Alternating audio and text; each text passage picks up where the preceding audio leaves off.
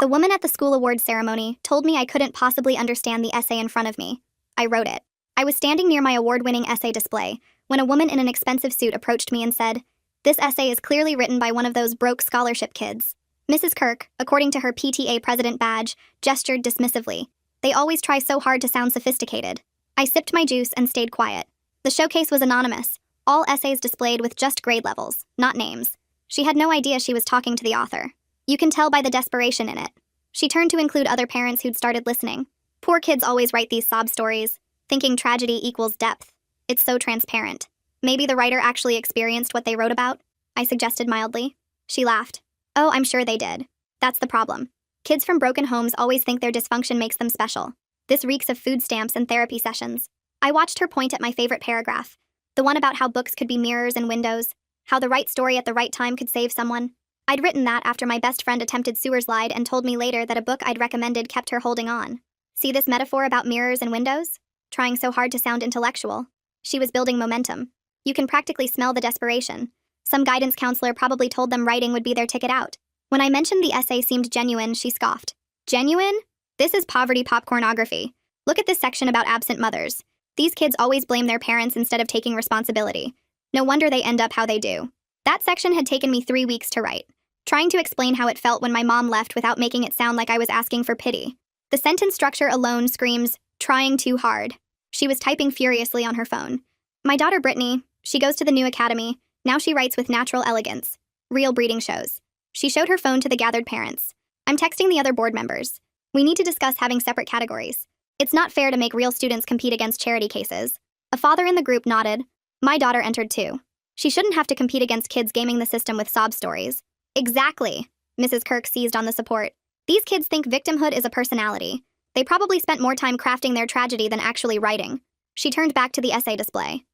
And the worst part? This child, whoever they are, is learning that whining works. That you can manipulate your way to success with a sad story. What if the story is actually true, though? I asked quietly. She sneered. Oh, I'm sure it's true. That's what makes it so pathetic. Using your family's failures for sympathy points? Real winners overcome. They don't advertise their damage. She addressed the crowd again. I bet when they call this winner up, it'll be some kid with secondhand clothes and a rehearsed speech about overcoming adversity. Mark my words. Several parents nodded. One mentioned knowing someone at the newspaper who'd love this angle. Another started taking photos of my essay. The principal's voice came over the speaker system announcing it was time for the awards presentation.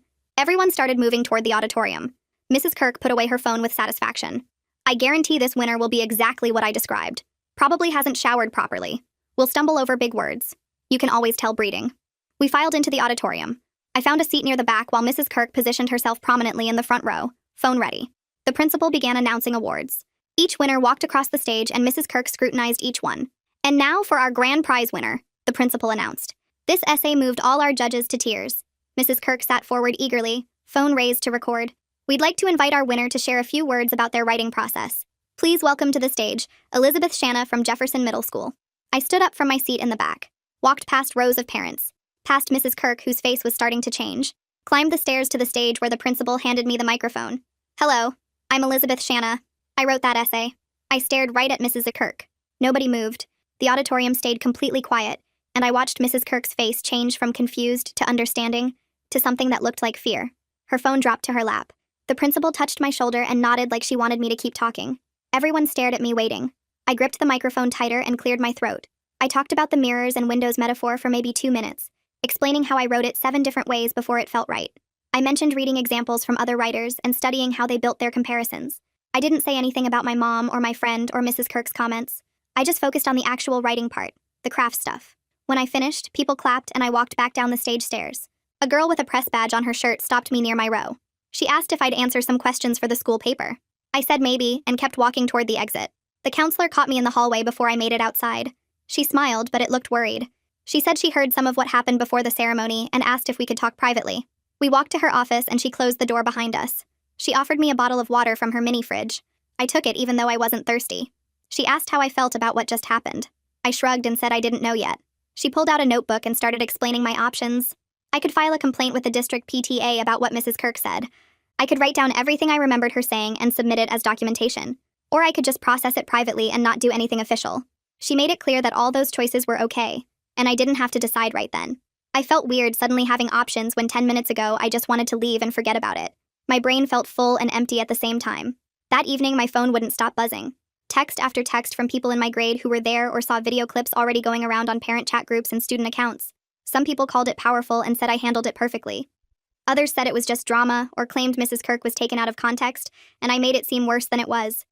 Someone sent me a screenshot from a parent group where people were arguing about whether Mrs. Kirk meant anything bad or if I was too sensitive. I turned my phone face down on my desk, but it kept vibrating. I tried to do homework, but couldn't focus on math problems when my head was full of everything else.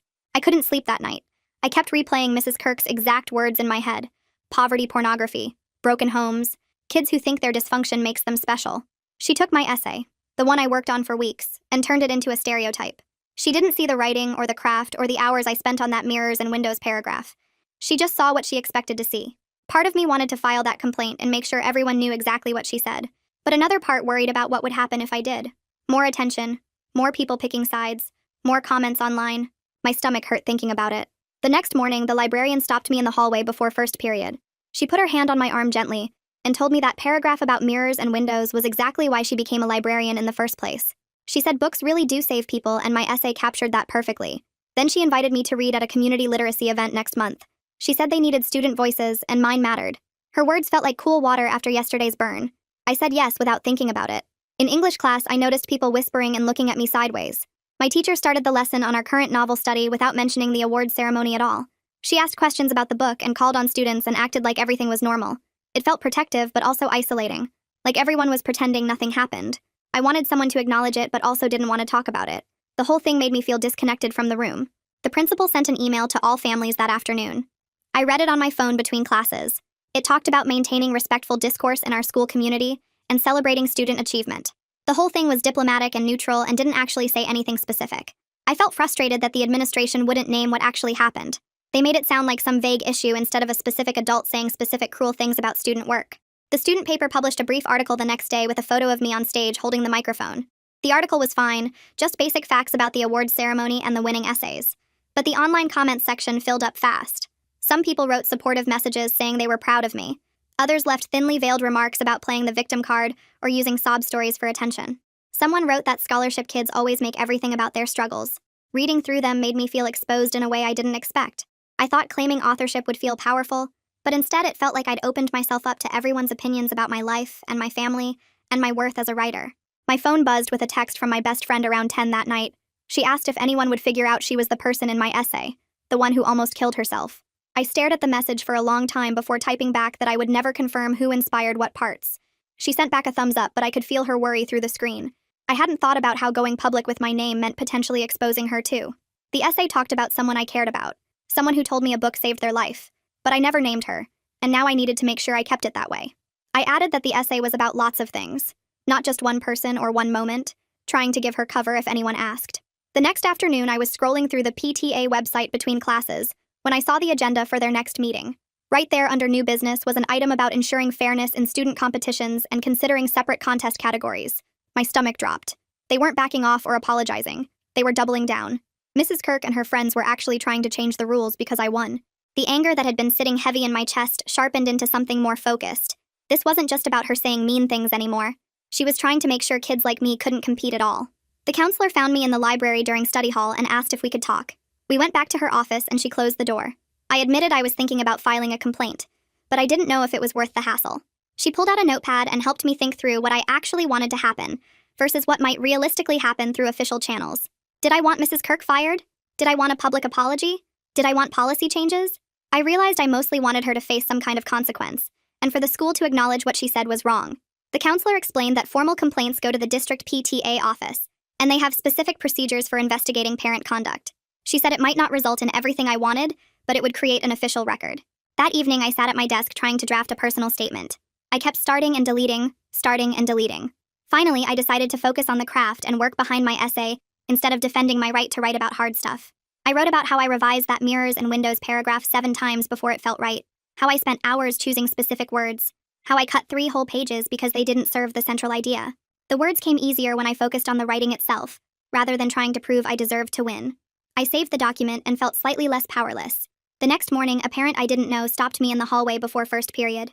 She had this really warm smile and touched my arm while praising my courage and resilience. She used words like inspiring and brave and told me I was such a strong young woman. I thanked her politely, but the whole interaction made me uncomfortable. She wasn't really seeing me as a person. I was more like an inspirational poster to her, some symbol of overcoming adversity. Her kindness felt performative, like she wanted credit for being nice to the poor scholarship kid. I excused myself and headed to class feeling weird about the whole thing. In the cafeteria at lunch, I noticed Brittany sitting with her friends at a table near the windows. She saw me looking and immediately turned away, focusing really hard on her sandwich.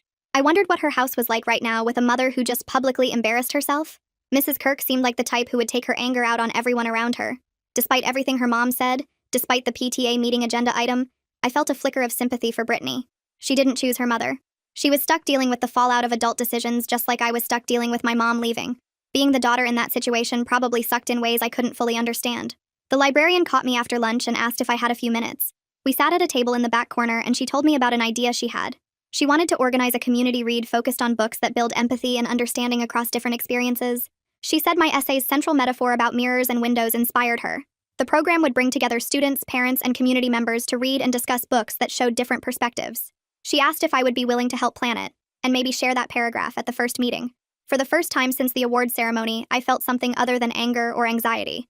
This was something constructive coming out of the mess. I said yes. Late that night, I was brushing my teeth when my phone buzzed with a notification. Someone sent me a message through the school portal. It was anonymous, and the message made me feel sick. They threatened to expose exactly how poor my family really was. They mentioned specific assistance programs by name, things only someone with access to private information would know. They said everyone would find out the truth about what kind of family I came from. I screenshot the message with shaking hands and saved it to 3 different places. The violation of it made my skin crawl. Someone was digging into my private life and threatening me with it. I barely slept that night. First thing in the morning, I showed the counselor everything. The student reporter messaged me during second period asking if we could meet. We found an empty classroom and she showed me her phone. She had screenshots of PTA group texts where multiple parents discussed strategies for changing the contest rules. Mrs. Kirk wasn't the only one. There were at least 5 other parents in the conversation talking about separate categories and fairness, and how scholarship students had unfair advantages because they could write sob stories. The evidence was right there proving this wasn't just one person's comments. It was a whole group of parents who thought the same way. I felt vindicated seeing the proof, but also wary. This was becoming a bigger public battle than I wanted. The reporter asked if she could write about it for the school paper. I told her I needed to think about it. The counselor helped me put together a formal complaint that afternoon. We sat in her office with the door closed and went through everything methodically. Mrs. Kirk's specific statements at the showcase, the context of her not knowing I was the author, the public nature of her comments, the subsequent PTA meeting agenda item, the anonymous harassment message with private information. We documented dates, times, witnesses who were present. The counselor showed me how to attach the screenshots as evidence. The whole process felt bureaucratic but also empowering. I was taking concrete action instead of just absorbing harm. We submitted the complaint to the district PTA office through their official portal. The confirmation email said someone would contact me within 3 business days.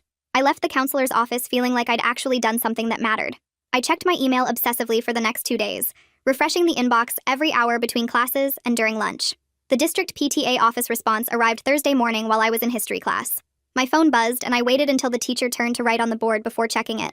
The email acknowledged receipt of my complaint and outlined a formal review process that would take approximately 4 to 6 weeks. They listed specific steps including witness interviews, documentation review, and a hearing if necessary. The timeline felt both reassuring and exhausting. I appreciated knowing exactly what would happen and when, but 6 weeks seemed impossibly long to wait for any kind of resolution. The email ended with a reminder that all parties would be notified of findings and that the process aimed to ensure fairness for everyone involved. I saved the email to 3 different folders and screenshot it for backup. The counselor had warned me that institutional processes move slowly, but seeing the actual timeline made the slowness real. I spent the rest of history class staring at my notebook without taking any notes. My English teacher handed back our personal narrative assignments during 4th period. I opened the folder nervously, expecting comments about my content or questions about my family situation. Instead, the feedback focused entirely on technical elements.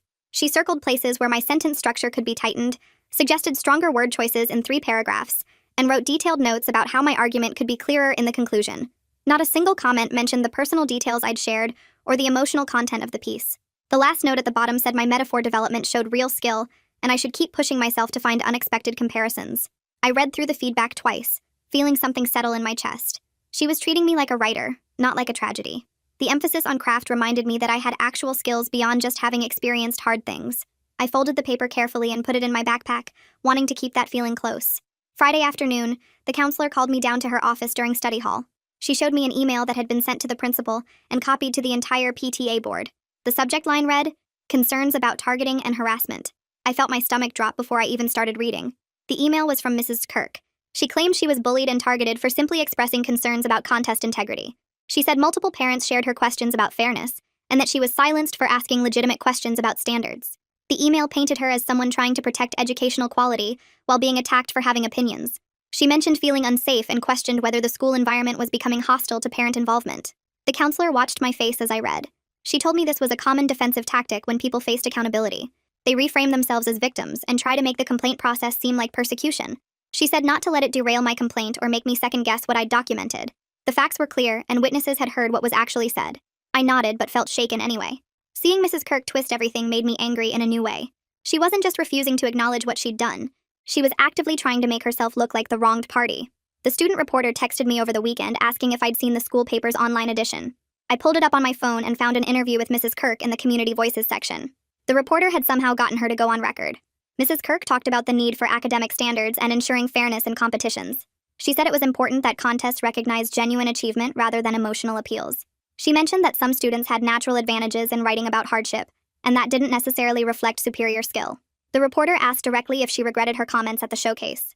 Mrs. Kirk said she stood by her concerns about contest structure and believed honest discussion about standards benefited everyone. She never apologized. She never acknowledged that her specific words had been cruel or that assuming things about anonymous students was wrong. Reading the quotes made something click into place for me. I'd been holding on to some small hope that she might eventually apologize or show she understood why her comments were harmful. Seeing her double down in print killed that hope. She wasn't going to acknowledge the harm. She was going to keep insisting her concerns were legitimate and that she'd done nothing wrong. I felt sad about it for maybe 10 minutes, then mostly just tired. At least now I knew for sure. Monday morning announcements included a reminder about the upcoming PTA meeting and mentioned there would be a public comment period for community members. The counselor caught me after second period and suggested we talk about whether I wanted to attend. We sat in her office and she explained that speaking during public comment was completely optional. She said I wasn't obligated to perform my pain publicly or to educate people about why classism was harmful. If I did want to speak, she recommended bringing support people and preparing remarks that focused on policy recommendations rather than personal grievance. That approach would feel less vulnerable and might be more effective anyway. She emphasized multiple times that not speaking was also a valid choice. I told her I needed to think about it. She handed me a template for public comment that outlined how to structure policy-focused remarks. I spent my lunch period in the library drafting possible things I could say. The words came easier when I focused on concrete changes rather than trying to explain how Mrs. Kirk's comments had felt. My friend group had strong opinions about whether I should speak at the PTA meeting. We sat together at lunch Tuesday, and the conversation got heated. Two of my friends thought speaking would be brave and important, that staying silent would let Mrs. Kirk and the other parents think their behavior was acceptable. They said someone needed to call out the classism directly. Three other friends worried I'd face more harassment if I spoke publicly, that it would make me a bigger target and invite more cruel comments online. They thought the formal complaint was enough, and I didn't need to expose myself further. One friend stayed quiet through most of the argument, then finally said she thought it was my choice, and everyone needed to stop pressuring me either way. The conversation made me realize there was no option that would satisfy everyone or keep me completely safe. Whatever I decided, some people would think I'd made the wrong call. The social cost of this whole situation was becoming clearer. Even my friends who supported me had different ideas about what support should look like. I left lunch feeling more confused than before. Thursday afternoon, I was walking to my locker when I heard raised voices near the main hallway display cases. The librarian was standing between Mrs. Kirk and the student work displays, her arms crossed. Mrs. Kirk had her phone out like she'd been taking pictures. The librarian's voice carried down the hall as she cited privacy policies and explained that photographing student work without permission violated district guidelines. Mrs. Kirk argued that the displays were public and she had a right to document concerns. The librarian didn't back down. She told Mrs. Kirk she needed to leave the area immediately, or the librarian would file a formal complaint with administration. Mrs. Kirk put her phone away with obvious anger and walked toward the exit.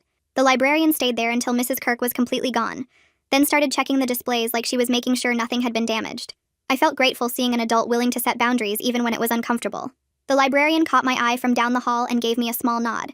That tiny protective victory made the week feel slightly less heavy. Friday evening, I was scrolling through social media when I saw a post from a local community website. They'd published the full list of award winners from the essay contest, complete with names, grades, and schools. My name was right there, fully searchable online. Anyone could find it now. My identity was permanently connected to the contest and the controversy. I felt a fresh wave of anxiety wash over me. Before, the attention had mostly stayed within school boundaries. Now anyone in the community could search my name and find the whole story. The permanence of it scared me. I texted the counselor even though it was late, just saying I was freaking out about the online post. She called me back within 20 minutes. We talked for almost an hour about how I couldn't control information spread once things went public. She helped me understand that while I couldn't control what other people posted or how they framed things, I could control my own responses. I could decide what I engaged with and what I ignored. I could set boundaries about what I shared going forward. The conversation didn't make the anxiety disappear, but it made it feel more manageable. Monday, between second and third period, I locked myself in a bathroom stall and couldn't breathe. The sustained attention and conflict had built up over days and suddenly crashed down all at once. My chest felt tight and my hands were shaking and I couldn't get enough air. Everything felt too big and too much and I didn't know how to make it stop. Someone must have heard me struggling because the counselor appeared outside the stall asking if I was okay. She talked me through breathing exercises, counting breaths in and out, having me name things I could see and touch. After maybe 10 minutes, the panic started to ease. We sat on the bathroom floor and she told me that what I was experiencing was a completely normal response to abnormal stress. She said panic attacks didn't mean I was weak or overreacting. They meant my nervous system was overwhelmed by sustained threat and conflict. The validation that I wasn't just being dramatic helped almost as much as the breathing exercises. She wrote me a pass for third period and walked me to her office where I could sit quietly until I felt steady again. That evening, a message notification popped up on my school portal. It was from Brittany Kirk. My stomach clenched before I even opened it. The message asked me not to destroy her mother's reputation. Brittany explained that things at home had been terrible since the awards ceremony. Her mother was stressed and angry all the time. She said she knew what her mother had said was wrong, but begged me to understand the pressure Brittany was under.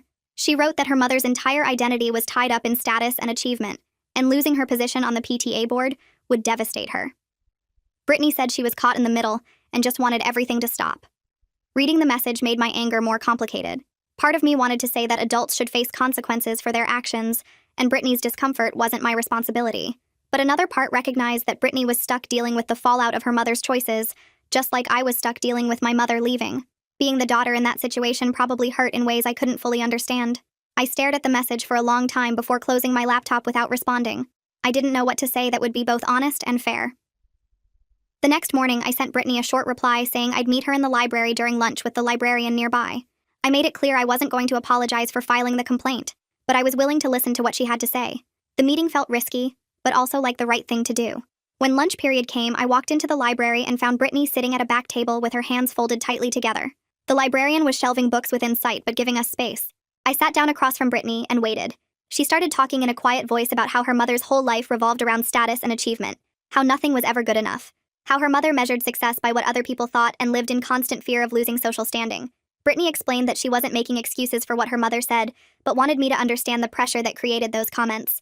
She described growing up in a house where every grade, every activity, every friend had to reflect well on the family, where her mother's anxiety about appearances controlled everything. I listened and realized that Mrs. Kirk's cruelty came from her own deep insecurity, rather than calculated meanness. That didn't make the words hurt less, but it changed how I understood them. After Brittany left, I sat in the library working on homework when the student reporter slid into the chair across from me. She had her laptop open and looked excited in a careful way. She explained that while researching background for her follow-up article, she'd been reading through old PTA bylaws and meeting minutes. She'd found something interesting about how contest judges were selected in previous years. Board members' children had won the essay contest 4 out of the last 6 years. The selection process for judges wasn't clearly documented, and there seemed to be potential conflicts of interest built into the system. She asked if I'd be willing to comment on the record about systemic issues, rather than just personal conflict. I told her I needed to think about it, but thanked her for digging deeper. The revelation shifted everything from being about me and Mrs. Kirk to being about patterns that had existed for years. 2 days later, I got an email from the district liaison handling my complaint. She wrote that based on the information gathered so far, the governance review would extend beyond my specific situation to examine contest procedures more broadly. They were looking at judge selection processes, anonymity protections, and oversight mechanisms across all PTA-run competitions. She thanked me for bringing these issues to their attention, and said individual harm sometimes exposes larger patterns that need correction. Reading that made me feel like something meaningful might actually change. That same afternoon, one of the fathers who'd been in the crowd before the ceremony approached me in the hallway. He waited until other students had passed, then said he needed to apologize. He told me he'd stood there and listened to Mrs. Kirk tear apart my essay, and he hadn't said anything. He explained he'd felt uncomfortable but didn't want to cause a scene or get involved in drama. Now he realized his silence had been its own kind of participation. He asked if I'd accept a written statement from him about what he witnessed, or if I wanted him to speak at the upcoming PTA meeting. His willingness to use his position as a parent to support me felt significant. I told him a written statement would help and thanked him for coming forward. In English class the next day, my teacher announced we'd be discussing opinion pieces about education policy. She handed out several articles about socioeconomic bias in schools and how it affected everything from discipline to academic opportunities. We spent the period analyzing arguments and talking about systemic issues without anyone naming specific people or recent events. The intellectual discussion helped me feel less alone in recognizing these patterns. Other students had clearly thought about these things too. After class, my teacher pulled me aside briefly to say she was glad I was still focused on writing and learning despite everything else happening. The counselor called me to her office that afternoon and proposed something unexpected. She asked if I'd be willing to participate in a restorative justice circle with Mrs. Kirk if Mrs. Kirk agreed to it. The counselor explained it would be a facilitated conversation focused on harm, accountability, and moving forward. I thought about it for a long time before responding. I told the counselor I'd consider it, but only under strict conditions. Any conversation had to center my dignity and not require me to educate Mrs. Kirk about why her comments were harmful. I wouldn't minimize what happened or pretend it was less serious than it was. The counselor wrote down my conditions and said she'd reach out to Mrs. Kirk through official channels. A week passed before the counselor got back to me. Mrs. Kirk had declined the restorative circle through her lawyer. Instead, she was offering to provide a carefully worded written statement through official PTA channels. The lawyer's involvement and the refusal to meet face-to-face confirmed what I'd already suspected. Mrs. Kirk was more concerned with managing her reputation than genuine accountability. I told the counselor I wasn't surprised and asked what happened next with the formal complaint process. She explained the district would continue their investigation regardless of Mrs. Kirk's participation. Meanwhile, the PTA meeting was coming up in 5 days, and I needed to decide what to say during the public comment period. I sat at my kitchen table with a notebook and started revising my remarks. Instead of recounting what Mrs. Kirk had said and how it made me feel, I focused on concrete policy recommendations. I wrote about anonymity protections for student work, about restrictions on photographing or recording student submissions without permission, about bias awareness training for adults who judge student competitions or serve in leadership roles. The shift from personal grievance to systemic solutions felt more powerful and less vulnerable. I practiced my remarks out loud until I could deliver them in under 3 minutes without my voice shaking. The night of the PTA meeting, I arrived early with the counselor. The room filled with parents and a few students, including the reporter with her laptop. Mrs. Kirk sat in the front row with 2 other board members. When public comment opened, I walked to the microphone and introduced myself clearly. I delivered my 3-minute statement noting specific policy gaps and requesting implementation timelines for each recommendation. I kept my tone calm and professional. I didn't mention Mrs. Kirk by name or describe what had happened at the ceremony. I focused entirely on forward-looking solutions. When I finished, several parents looked surprised, like they'd expected anger or tears. I returned to my seat and watched the rest of the meeting unfold. I watched several parents lean forward in their seats to speak during the public comment period. A woman in a blue sweater stood up first and said the anonymity policy made sense and should have been in place from the start. She mentioned how her son had been nervous about entering the contest because he worried about judgment. Another parent immediately raised his hand and talked about free speech rights, saying adults should be able to express opinions about student work without fear of punishment. He emphasized that honest feedback helps students grow and that protecting feelings over truth does everyone a disservice. A third parent, someone I recognized from volunteer days in the library, stood and apologized directly to me for not saying something when she heard the pre-ceremony comments. She admitted she had been uncomfortable but stayed quiet, and she regretted that choice. Her voice shook slightly when she spoke. The range of reactions made it clear that some people genuinely wanted change, while others saw the whole situation as an overreaction to normal adult conversation. The district liaison waited until the comment period ended, then stood at the podium with a folder of papers. She announced that starting immediately, all future contest submissions would require mandatory anonymity, with student names replaced by identification numbers. She explained that photographing or recording student work without written permission would be restricted, and anyone violating this policy would face removal from the school events. She outlined a timeline for comprehensive policy review that would take place over the next 2 months with input from students, teachers, and community members. I felt something loosen in my chest as she listed each specific change. These were concrete protections that would exist beyond my individual situation. The policies felt real and enforceable, not just empty promises to make me feel better. The meeting continued with other PTA business, and I left before it officially ended. 2 days later, someone sent me a link to a parent blog post. The headline read, "Sensitivity Culture Ruins School Traditions," and the article defended everything Mrs. Kirk had said as honest assessment of writing quality. The blogger argued that students needed to develop thicker skin and that contest judges should be able to speak freely about submissions without fear of complaints. The post had dozens of supportive comments from parents who thought the whole situation had been blown out of proportion. I read through the entire thing once, felt my anger spike, then deliberately closed the browser tab. I deleted the link from my messages and decided not to respond or share it with anyone.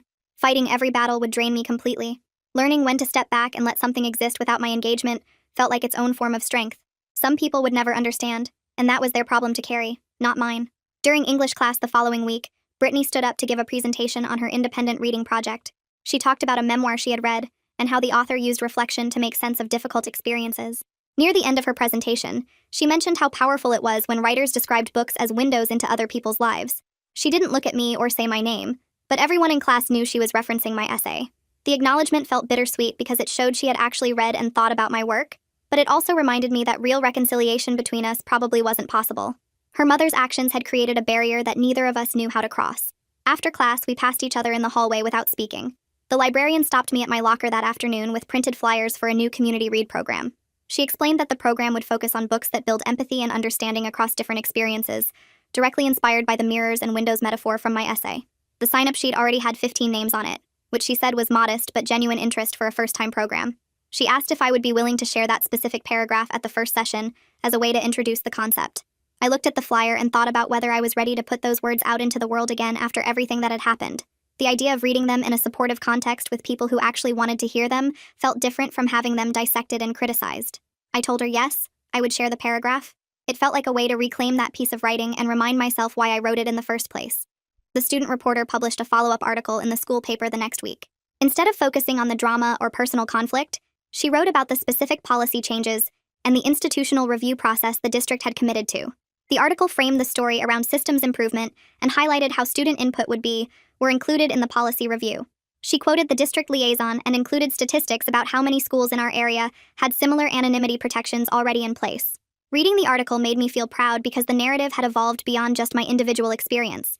The story became about making things better for future students, not just about what happened to me.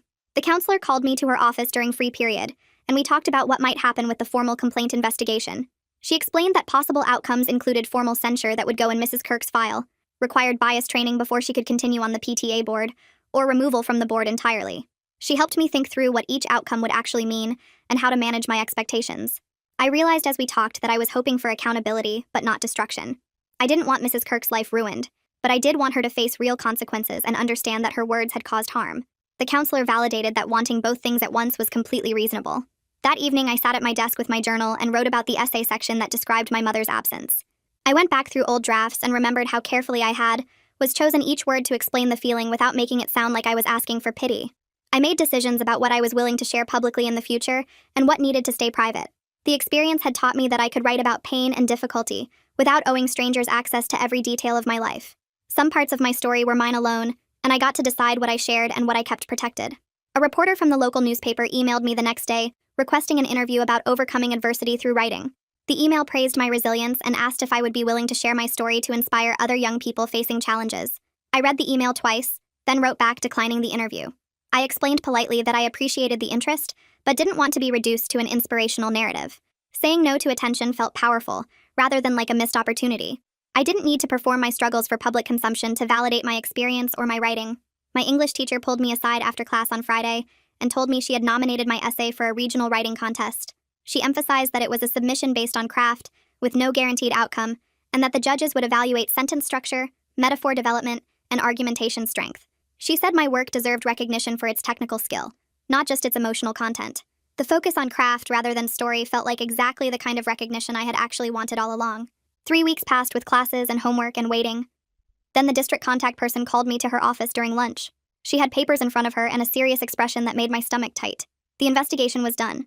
Mrs. Kirk would get an official warning put in her file and had to complete bias awareness training before she could stay on the PTA board. It was not removal, but it was real consequences that would follow her. I nodded and thanked the contact person, feeling something settle in my chest that I had not realized was still wound up. The PTA met 2 days later, and I did not attend, but the counselor told me afterward what happened. They voted to adopt permanent rule changes. All future contest submissions had to be anonymous with no names attached. No one could photograph student work without written permission anymore. Every board member had to complete annual bias training. The policies would outlast this specific situation and protect other students. Knowing the system would be different for kids who came after me felt more important than any personal apology. Mrs. Kirk sent an email through the district contact person the next week. It came to my school email address with the contact person copied.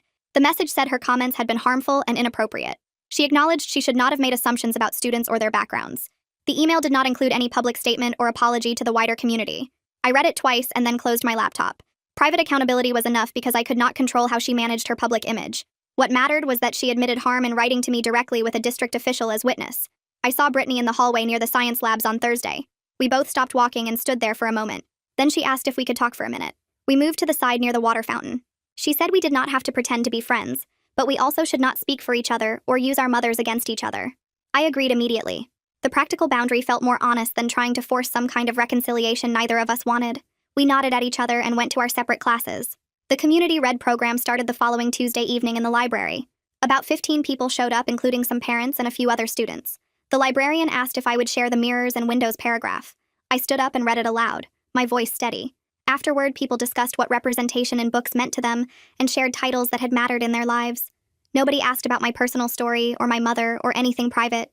We just talked about ideas and literature. Reconnecting with why I loved writing in the first place felt like finding solid ground again. The student reporter stopped me after English class on Friday. She looked excited and told me the journalism advisor had recognized her work covering the award situation. The advisor praised her balanced and ethical reporting of a sensitive topic. The reporter said she was thinking about investigative journalism as a career now. I told her I was glad something good came from all the documentation and articles. Her work had kept the focus on facts and policy instead of just drama. The counselor called me in during study hall the next week. She had a notepad and asked about my plans for the contest prize money. We worked through it together. Some would go toward books I wanted. Some would start a fund for a laptop since mine was old and slow. Some would be saved for future writing opportunities like workshops or contests with entry fees. Focusing on concrete resources instead of symbolic victory felt grounding and practical. I logged into the school forum that evening and wrote a post. I thanked people who had supported the policy changes and noted the new protections without listing personal problems or calling anyone out by name. The tone focused on moving forward, rather than staying stuck in past conflict. Several people commented with supportive messages. A few others argued in the replies, but I did not engage with those. I had said what I needed to say. Several weeks went by with regular school routines. I returned to the library during free period one afternoon and noticed something new. Students were reading the contest-winning essays displayed on the back wall. The new rules meant everything was anonymous with just grade levels shown. No names, no photos allowed, no way to connect work to specific students. The system working exactly as intended gave me quiet satisfaction that settled warm in my chest. My best friend found me at my locker before last period. She had her backpack slung over one shoulder and looked nervous but determined. She told me she had started writing her own essays about recovery and mental health. Watching me navigate everything with Mrs. Kirk and the complaint process had inspired her. She said seeing me willing to be visible helped her find her own voice. Knowing my choice to speak up had given her courage made everything feel worthwhile. All the uncomfortable meetings and public attention and careful boundary setting had created space for someone else to tell their story. That mattered more than any award or recognition ever could. The English teacher handed out packets on Monday morning and explained the new essay unit. She walked through guidelines about craft elements like metaphor development and revision techniques.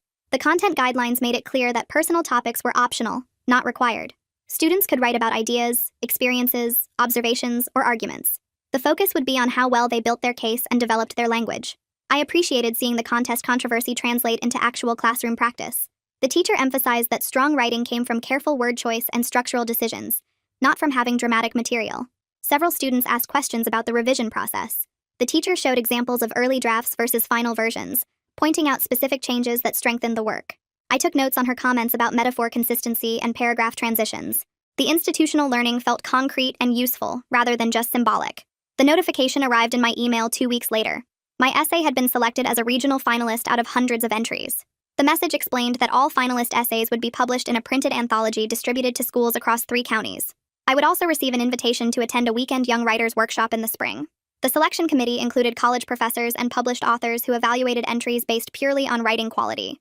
No names or school information had been attached to submissions during the judging process. Reading that my work had been recognized for craft rather than content gave me a specific kind of validation. This wasn't about my story being sad enough or interesting enough. This was about the actual writing being strong enough to stand with other skilled student work. The workshop took place at a community college campus on a Saturday in March. About 30 student writers showed up from different schools and districts. Some wore expensive clothes and arrived in new cars. Others took the bus or got dropped off by parents in older vehicles. Nobody asked about our backgrounds or family situations. The workshop leaders divided us into small groups to discuss craft techniques. I ended up with 4 other students analyzing how to build effective metaphors. One girl explained her process for finding comparisons that felt fresh but not forced. A boy shared his method for testing whether metaphors carried through an entire piece or just appeared once. We traded essays and marked places where language worked well or fell flat. The conversation focused entirely on skill development and revision strategies. Finding a community of writers who cared about technique rather than trauma felt like discovering my actual people. The librarian caught me at my usual table during free period the following week. She asked if I would be willing to mentor younger students interested in entering next year's essay contest. I agreed immediately, but set clear boundaries about what I would teach. My focus would be revision techniques and metaphor development, not personal story selection. She nodded and said that was exactly what she hoped I would offer. The younger students needed to learn that strong writing came from craft decisions, not just interesting experiences. We scheduled the first mentoring session for the next month. Teaching others about the actual work of writing helped me reclaim my identity. I was a writer who had faced controversy, not a controversy who happened to write. 6 weeks after the award ceremony, I sat at the library table working on a new essay about the power of careful word choice. The piece explored how single word substitutions could shift entire meanings and change reader understanding. I was deep in a paragraph about connotation when the librarian stopped by my table. She told me someone had just checked out 3 books based on my recommendation display near the front desk. I had created the display 2 weeks earlier, featuring books that had mattered to me at different points. The librarian said the student spent 20 minutes reading my note cards before selecting titles. I smiled and returned to my essay draft. The steady focus on the work itself rather than the noise around it felt right. My fingers moved across the keyboard, testing different word choices and watching how meanings shifted. The library was quiet except for the sound of pages turning and keyboards clicking. This was the part that mattered. The careful attention to language. The slow work of revision. The satisfaction of finding exactly the right word in exactly the right place. And that's where we'll leave Elizabeth's journey today. I hope something in this story stuck with you. If you enjoyed it, subscribing would mean the world to me, truly. Thanks so much for spending your time here. See you soon.